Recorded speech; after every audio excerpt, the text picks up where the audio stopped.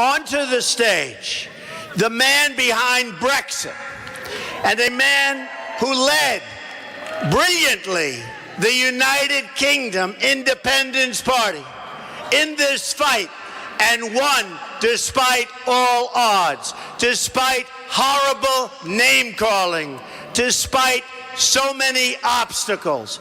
Ladies and gentlemen, Mr. Nigel Farage.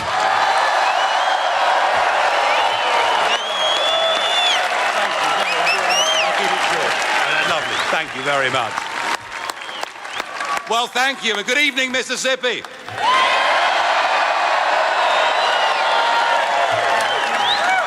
I come to you from the United Kingdom with a message of hope and a message of optimism. It's a message that says if the little people, if the real people, if the ordinary decent people are prepared to stand up and fight for what they believe in, we can overcome the big banks. We can overcome the multinationals.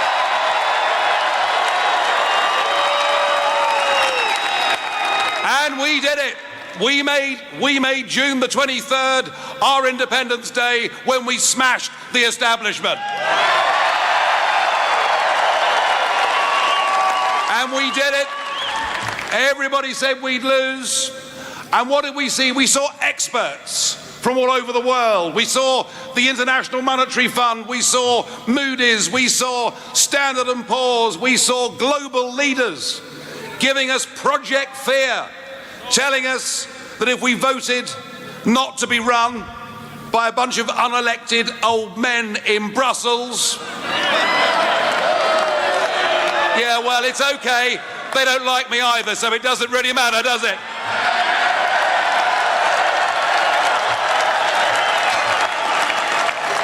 But they told us our economy would fall off a cliff. They told us there'd be mass unemployment. They told us investment would leave our country. And David Cameron, then our Prime Minister, but no longer, told us we might even get World War III. And we saw the commentariat and we saw the polling industry doing everything they could to demoralise our campaign. On the day of the vote itself, that morning, they put us 10 points behind. And actually, they were all wrong. And they were wrong because what the Brexit campaign did is we reached those people who've been let down by modern global corporatism. We reached those people.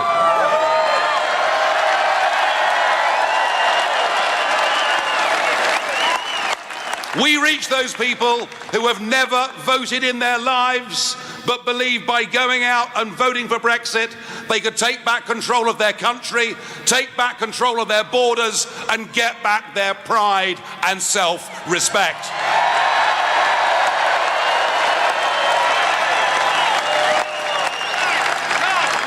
Now, the big card the Prime Minister decided to play in the referendum is he got a foreign visitor to come to London to talk to us.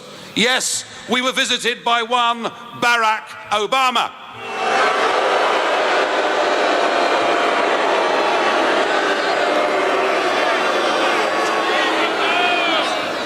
And he talked down to us.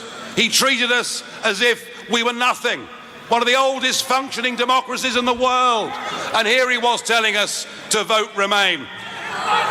So I, having criticised and condemned his behaviour, I could not possibly tell you how you should vote in this election. But,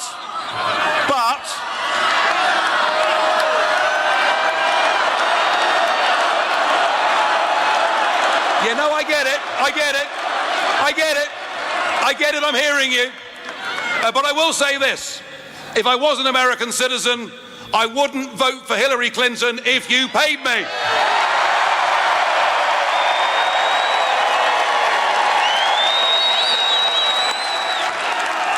In fact, I wouldn't vote for Hillary Clinton if she paid me.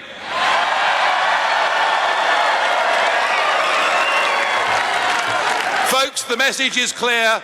The parallels are there. There are millions of ordinary Americans who've been let down, who've had a bad time, who feel the political class in Washington are detached from them, who feel so many of their representatives are politically correct parts of that liberal media elite. They feel people aren't standing up for them, and they've actually, in many cases, given up on the whole electoral process. And I think that you have a fantastic opportunity here with this campaign. You can go out.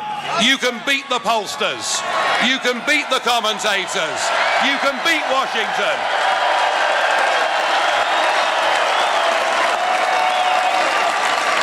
And you'll do it by doing what we did for Brexit in Britain. We had our own People's Army of ordinary citizens who went out and delivered leaflets, who went to meet people where they worked and where they socialised, who convinced and inspired people to go out, if this was the one and only time in their life, and to vote for change. So my advice to you, if you want change in this country, you better get your walking boots on. You better get out there campaigning.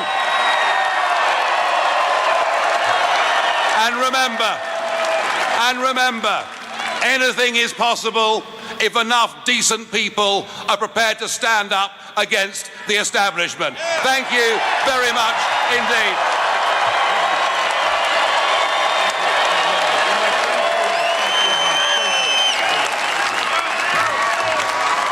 Wow.